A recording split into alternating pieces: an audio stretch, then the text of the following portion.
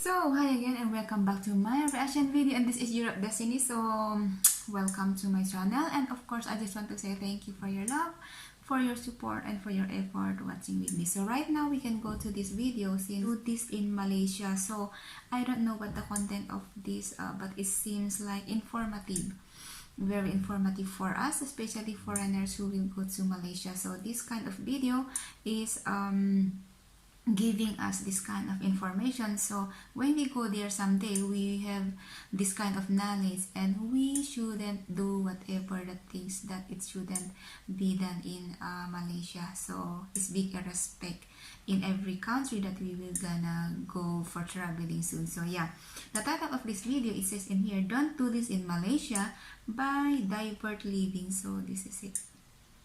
Okay, so wow, thank you so much for this video, and right now we can go to start. Malaysia has quickly become one of the hottest travel destinations in all of Southeast Asia. So if you have a plan on visiting Malaysia, there are of course some certain things that you must not do there in Malaysia. Okay. So the first thing, this is real experience from me myself personally. So we love going to one restaurant, and that restaurant is basically run by the owner who is the Muslim. One fact about Malaysia is that majority of the population here predominantly are Muslim. So there are some certain things that you can't do. After getting to know him for a while, we went back for the second time, and I greeted him by offering him the handshake. And as a female, you do not shake the hands of a male Muslim. You are not supposed to have the physical touch with the people from the opposite sex there, unless they offer the handshake first. In that case, it's more like they know that you are a foreigner, but yeah. I look kind of like Malaysian, but that is the really awkward moment, because I see Jimmy doing that by offering him the handshake, and he of course shake the hand back. So I follow Jimmy. But that is wrong. Because I'm a male, it is completely different. Yes, what you will commonly see, we do it with both hands, basically, as you can see here. I think that is the way to really show the respect. To pay respect. Yes. Always remove your shoes when entering a Malaysian home, sometimes even a business or place of office. But most places when you go, if it's a place of worship like a mosque, that must be real culture shock for people who are from America or from Europe, because you guys we wear our shoes everywhere. Inside the house, we really don't ever take the shoes off.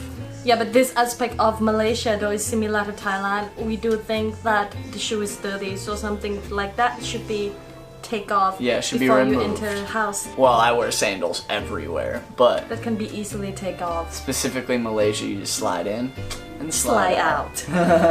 The next thing, sometimes when you go to Malaysia, you will see the sign like this in public, especially a lot in Kuala Lumpur. So basically, as I said earlier, Malaysia predominantly Muslim country. One thing about that is that they don't really show the affection, no PDA. Since we have been traveling there, I have never seen anybody hugging in the public. Hugging, kissing, save it for when you get home.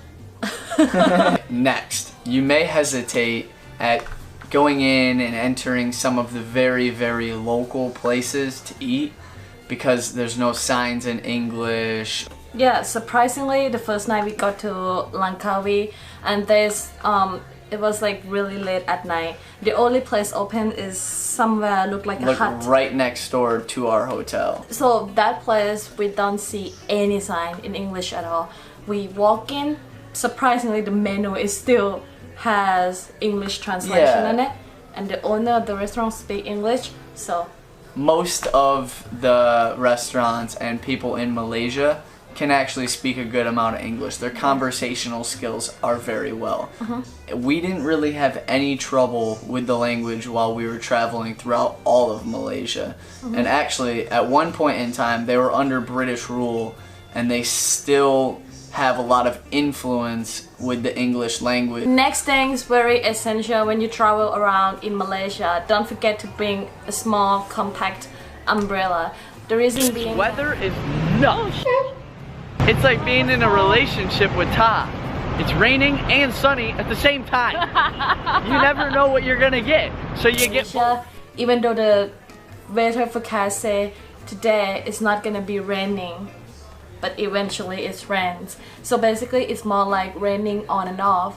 When we got It's to like Malaysia, being in Florida in the United States. It rains almost every day, on and off, for like 5 or 10 minutes. yes. So basically, for example, if you wake up early in the morning and you see super clear sky, it doesn't mean that it's not going to rain later in the afternoon. Yeah, it doesn't at all. mean it's gonna be clear all day.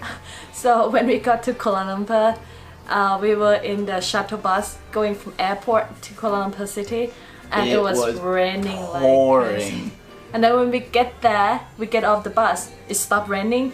We walked for about 10 steps, and then it started raining again. Next thing is something I have to admit that I totally understand it wrong for the whole entire Time we were there. even before we were there. So basically, don't get confused with Malay versus Malaysian.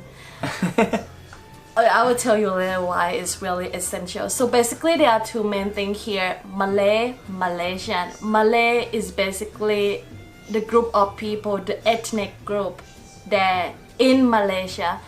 But Malaysian is actually the whole population. Either it be Buddhist, Chinese Malaysian, Indian Malaysian. Now it comes to when you decide about food.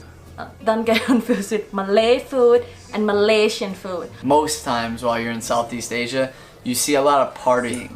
And in Malaysia, it's not as common. Don't expect to be able to drink alcohol everywhere you go. Like when you go out to get dinner, or you go out with friends, or you go to the night market. Like in Thailand, you'll see people drinking everywhere. Alcohol is very scarce. You don't really see it as much unless you go to a specific alcohol store.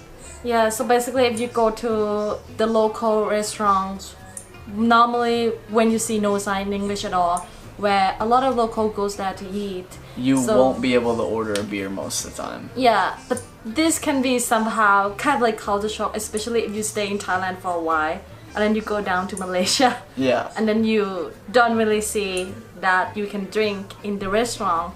When you go out for dinner, you can go to only some specific place that they have the set up bar to drink. And actually, when you show the drunken behavior in public, that is when you can get fined 20 ringgit or possible imprisonment for 10 days. But don't expect to get pork in Malaysia. So basically when we go to the restaurant, most of the time the menu will come with fish, chicken. I can't even barely see beef. You know, for me, from a Western world, most of the things you eat is steak, hamburgers, things like that, things that are revolved around beef.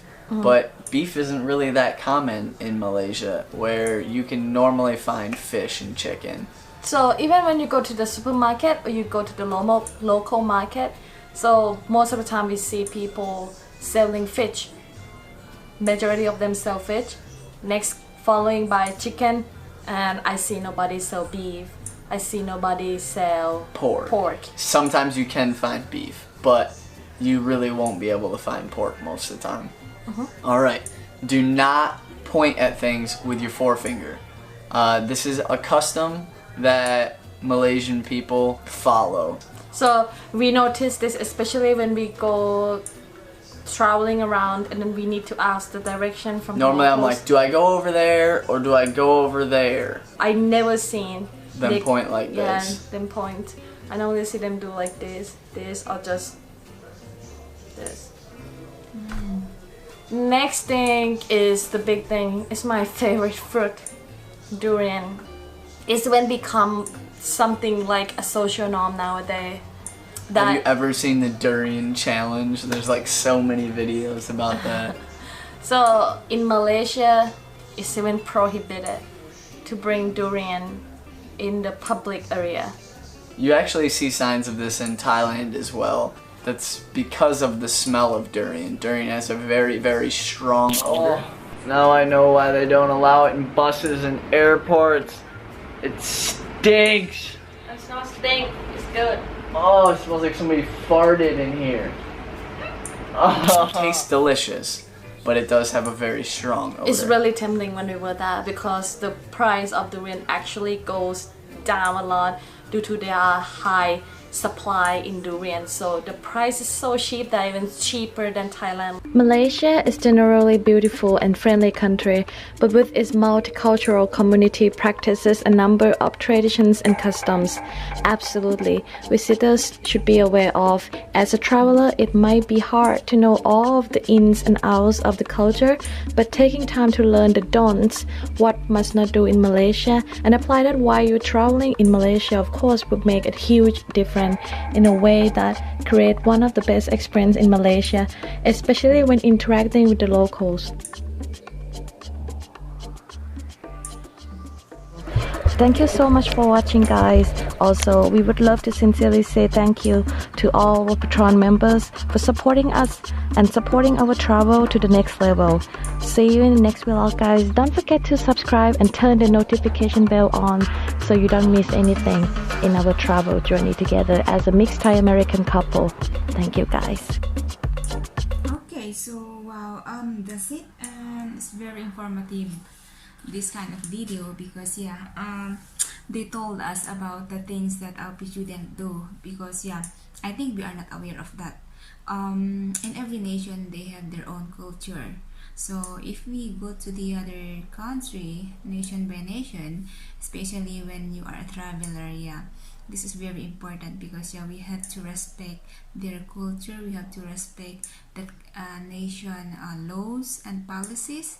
So just this kind of information is very basic for us. So if you have a plan to go to Malaysia, then this video is important for you to know. So even me as well, so I learned a lot from it, since my way in the Philippines is different on the way of the Malaysian people. So such a very big difference for you to adapt what's in there in Malaysia, and as well as while living here in Europe is I can also see the difference in here in Spain, their culture in here. So every country has this kind of different things. So wow, such a very informative video. Thank you so much for this couple for giving us this kind of information. So wow, I just want to say thank you again for joining me, and this is Europe Destiny saying bye.